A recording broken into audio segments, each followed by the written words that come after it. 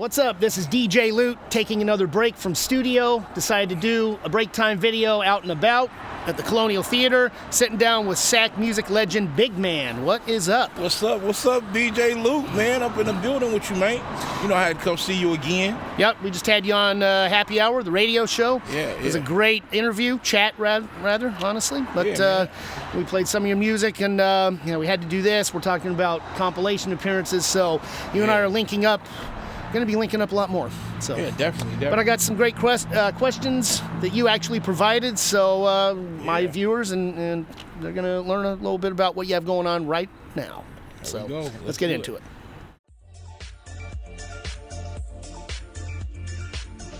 Man, it's taught me a lot. You know what I'm saying? As far as like just being able to communicate, because me and my son Almighty D, I'm watching him grow at the same time. And then I just keep in mind the lessons that I had to learn when I was his age. So it's like me being the age that I am now, it's like to focus is just to show you my focus at this age is just hecka important, especially in music, because time just be flying by. You'll get caught in the whirlwind, then you'll be forgot about. You know what I'm saying? So as far as focusing, I just learned that, hey, you can it sounds cliche, but if you put your mind to it, you can do it. That's the bottom line to it. Just keep going. Persistence beats resistance. Positive persistence beats resistance. But yeah, man. Great concept, but it's just such a real.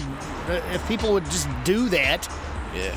I don't know what stops people from doing that. Just life. Life. I think life. Or maybe too many.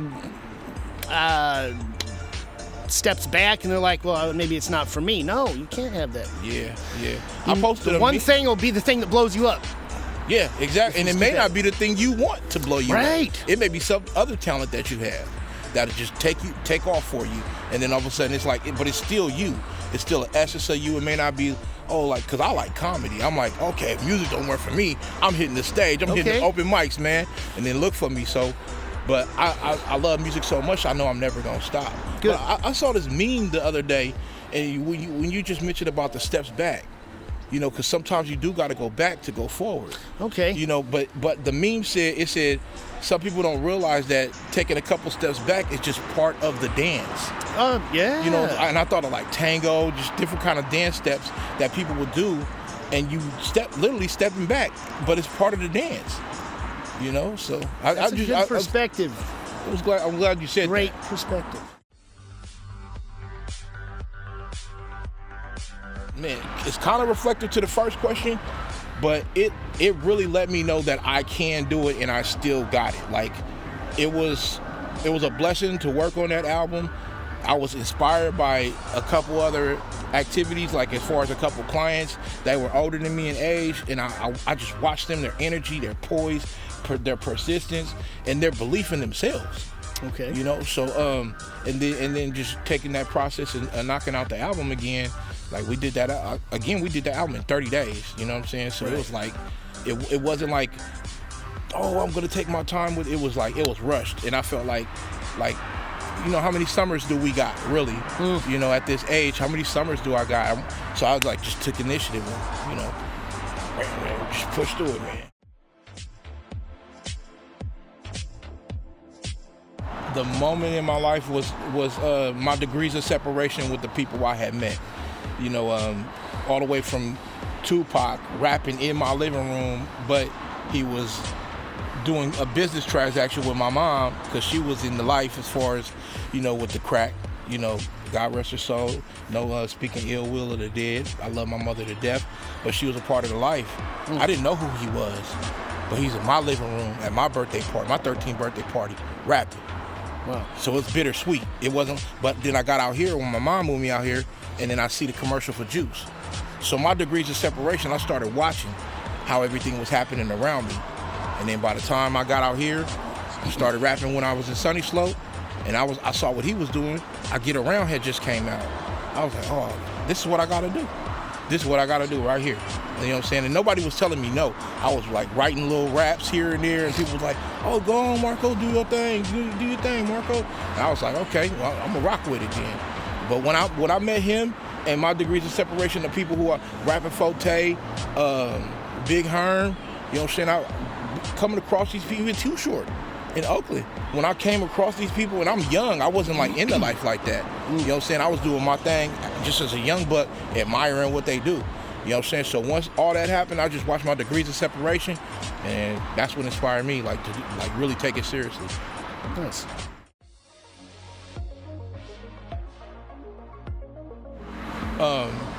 Okay, I do not have a Grammy. I have never been nominated for a Grammy. And this was online probably about 10 years ago. But yeah, I just want to clear that up. And then also, man, I'm not hard to work with. I'm an a-hole around working with people that are slackers, that don't believe in themselves, and they bring disbelief to the creativity that we trying to create as a whole. So I'm like, it's just, I've heard that I've been hard to work with, you know, difficult to work with when it comes to music. But if you listen to the songs, I mean, I think every great artist wants everyone involved to take it seriously. And some people don't take things seriously. Some people have, I understand life issues may get in the way, but I'm not an a-hole like that to work with in the studio. I love working with people. I love working with new people. I love working with the people that I already work with. But if you know me, you know that this music is just serious. Like, we don't have a lot of time to waste, and we don't want to waste engineers' times when we're in the studio with people.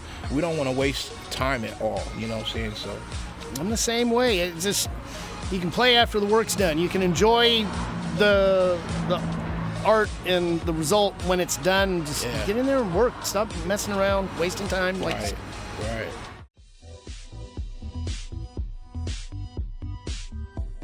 Honestly, deal with the responsibility and the grief simultaneously. The want and passion and the drive that you have for whatever your ambitions are.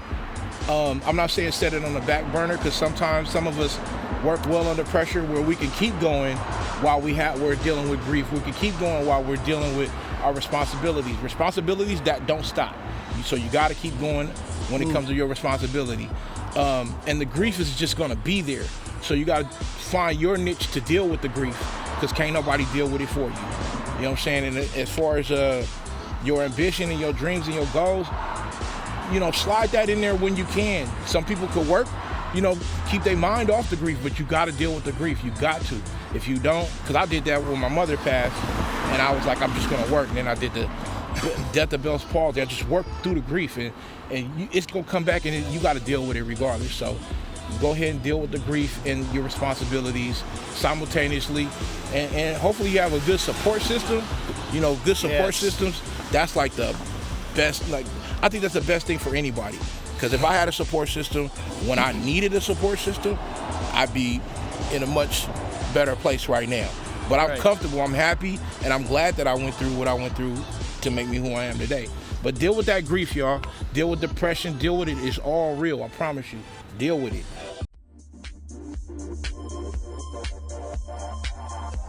Personally, I want to lose weight. I want to meet the smaller me. That's what I would like to do. And I have been progressing. I've been doing that slowly but surely. I know it's not an overnight process. And then as far as like more personally, I want to eat right also. I want to get off of this. Oh, I'm hungry, because I meal prep now. So I don't want to not meal prep to where it's by the time I'm hungry, then I'm going to eat all the wrong things. And if it don't grow, don't put it in your body. You know what I'm saying? You can't grow it, don't put it in your body. That's what I'm learning. Stay on the outside of the skirts of the store. That's where most of the healthy stuff is. Stay away from the insides. But that's personal. And then what was the other two things? You're creatively and for core media films, of course. Okay, creatively, I just want to evolve. I'm all about evolution. I just want to evolve, Luke. That's all I want to do. I want to meet the top tier me of when I'm rapping, when I'm being lyrical, when I'm putting together these phrases, and even because I'm back to making beats now. So I just want my creativity to blossom. That's basically what I want, man. It's kind of like when I started doing EDM and house music. I'm known as a hip hop producer and pop and R&B, but then suddenly I start putting these challenge yourself. Yeah. Definitely grow. step outside that box. Yeah. Don't be scared. You know what I mean? Like do like how you said you doing the EDM and stuff now. That's interesting. I want to hear it. That is interesting because when you like we put ourselves in a box. Yeah. We be like, okay, I'm only recording hip hop and R&B music, you know, and once you record outside of that or get to mixing someone's stuff outside of that, you know, it's a whole different world. You know what I'm saying? Like a whole different world. And then as far as for Core Media Films, I'm looking to film this movie with SB. He's already written a script. And then I want to shoot my own movie that I've created a script to. I don't have a title for it. I don't have a cast or anything, but I want to do movies. I want to get into doing movies, you know what I'm saying, and just, you know, go beyond the video editing, and I want to shoot full-fledged movies. You know, we'll start small with some 20-minute flicks and stuff like that. Yes. You know, short films, we'll start with that. But I want to go ahead and I want to be in the big chair, gliding, and up in the air. Okay, action. I want to do all that. You know what I mean? Awesome. But out here in Sac.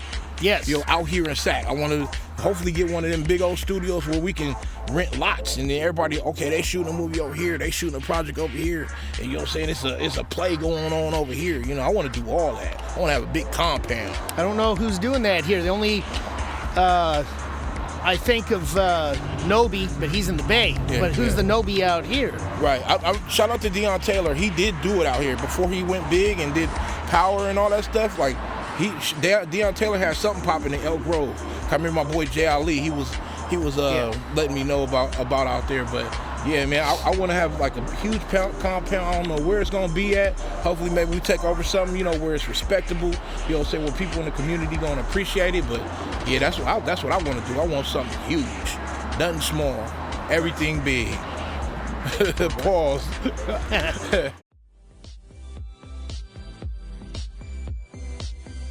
Starting with Thursday. One word. Whatever pops in your mind. Before the weekend. It's the pre-weekend party. All right. Pickle. Sandwich. That's what I would think Turkey, too. yeah, turkey sandwich. I love pickles. I put pickles in my breakfast burritos. I put them on the weirdest stuff, and people are just wondering what. Dang breakfast burrito with pickles. Yeah. Mars. Earth. Yeah, Earth. They're cousins. Yeah. And you look and see where Mars used to be kind of like Earth till lost its atmosphere and all that. They're finding new little sources of water and everything there. So I don't know nothing about Mars. I just I'm like, okay, wait, is there anything there for me? I said Earth, you know. Grandma. Home. My grandparents raised me, so yeah, I would kind of be in the same mindset with that. I don't have any grandparents left. Yeah. It's all been gone. Toyota.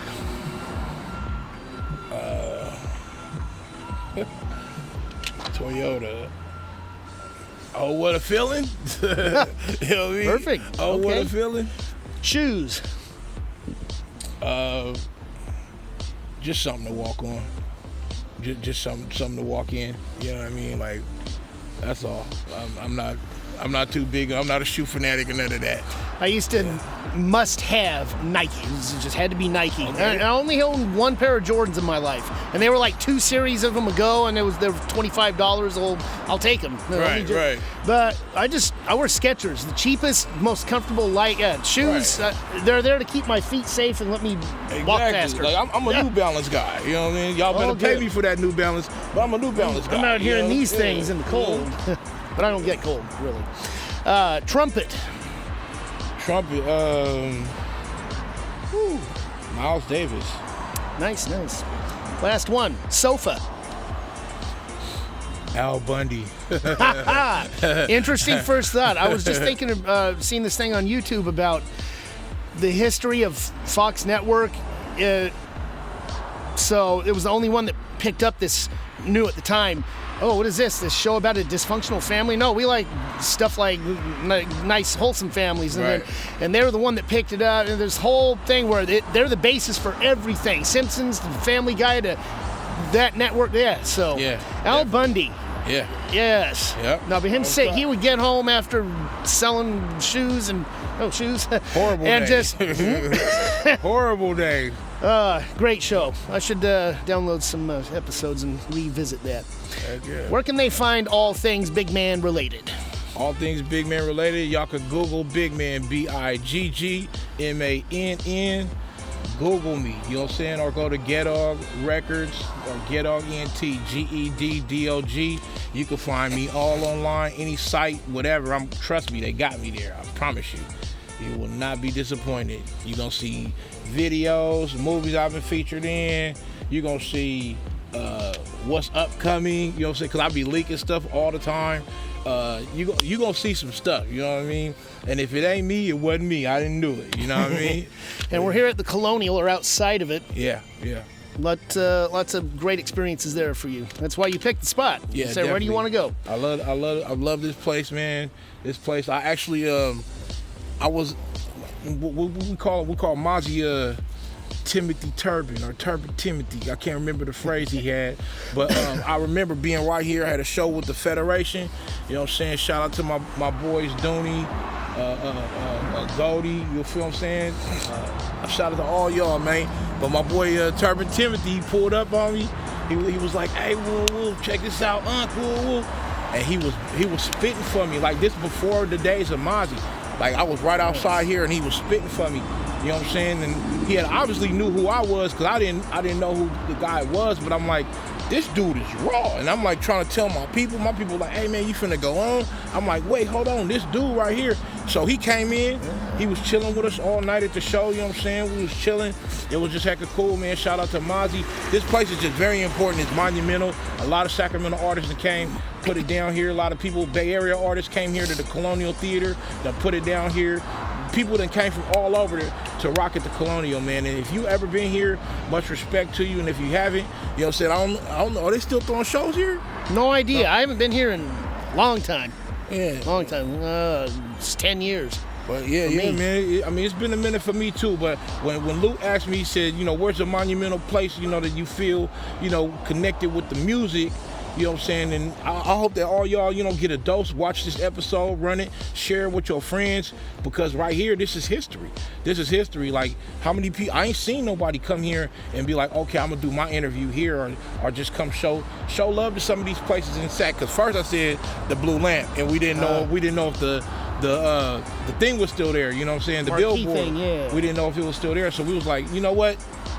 Colonial Theater. And I should have said this first, you know what I'm saying? Because it just blessed me. I done through my own shows here, all that kind of stuff. Made money in this Oak Park community. You know what I'm saying? Shout out to Oak Park. Shout out to everybody, you know what I'm saying, that ever supported DJ Luke, that supported Bigg Mann. We love y'all, man, off top. I've enjoyed sitting down with you. Another great break time episode. I actually have a second one to film back at the home studio later. So I'm going to pack up and get going there. Hopefully I can edit it in the next couple of days. Typically I'll be like, oh, I'll get it done tomorrow. And then suddenly it's like 1 a.m. I get up and edit it. So as soon as I get it edited, up on YouTube, and I'll submit for Comcast, and people can see this awesome interview. Thanks for coming on. Thank you. I appreciate you, DJ Luke. Thank you. Off top, man. See, I does this right here for California, yeah. I does this right here for California, yeah.